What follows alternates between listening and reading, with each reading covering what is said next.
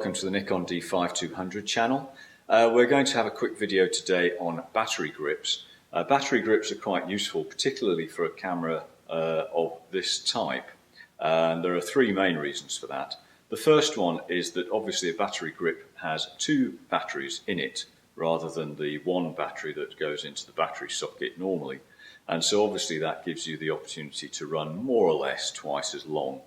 That is particularly useful if you are, for example, shooting a wedding or indeed a sporting event in terms of stills, or if you're shooting video, because video does tend to eat into your battery usage quite significantly. Though it must be said, the 5200 usage of batteries is a lot more economical than the 5100. The second good reason for a battery grip is that you are able more easily to shoot portraits, and that is because there is a shutter button on the battery grip which is normally bottom right hand of the camera, but of course when you turn it round in order to shoot portrait, it becomes the top right hand corner of the camera, and that's normally where you would naturally press the shutter button, and that gives you the opportunity to use that shutter button rather than try to use the other one. So it's a more natural way of shooting portrait.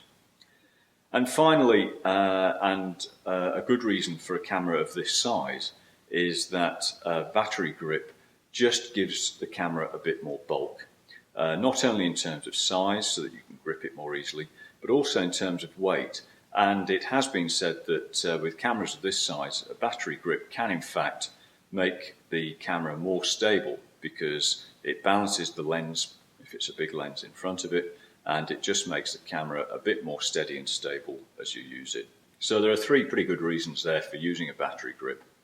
And I'm going to show you here how to take the door off your 5200, take the battery out, and then we'll just go through the battery grip. So if I just pick the camera up here, you can see at the bottom that you've got the door, and what I'm just going to do is open it like that. This is fairly straightforward, and take the battery out.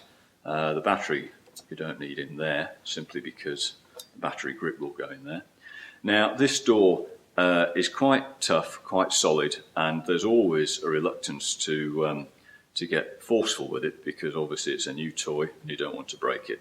So what I suggest you do is you have the door at about 45 degrees and you just carefully but firmly twist it out like that.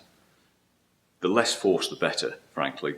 It's more of just put it on 45 degrees and then twist it down like that, and the top one should come out before the bottom one.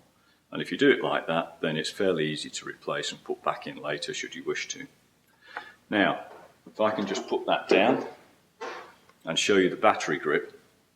This is a generic one. Whilst obviously it's great to get Nikon everything, generic battery grips are pretty good these days, though it must be said you do get what you pay for.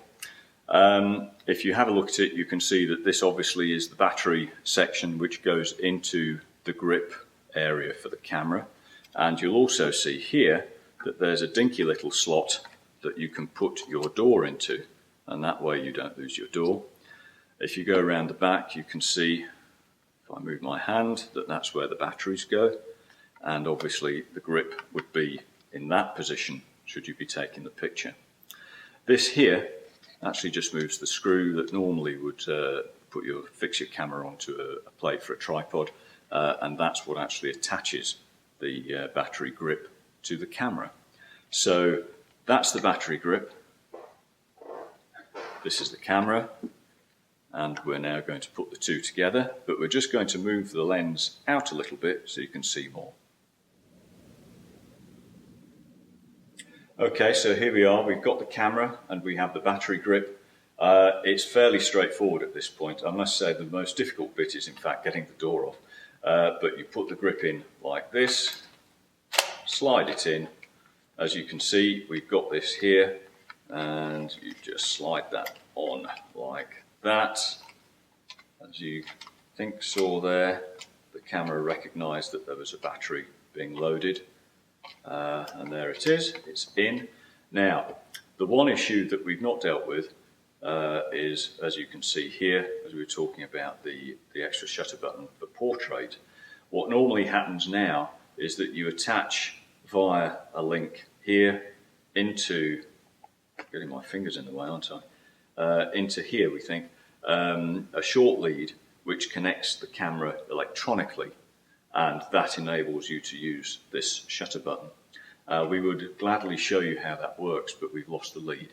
But just believe us, there's a lead that goes from here to here, and that enables you to use this shutter button when you want to shoot portrait.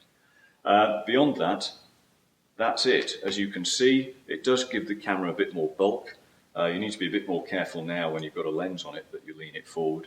But beyond that, it's fairly straightforward. That's your battery grip. You've now got 2 batteries. You've got twice as long in terms of lifespan for the usage of the camera. And I think that's just about it. So there you go. 1 camera battery grip on your D5200.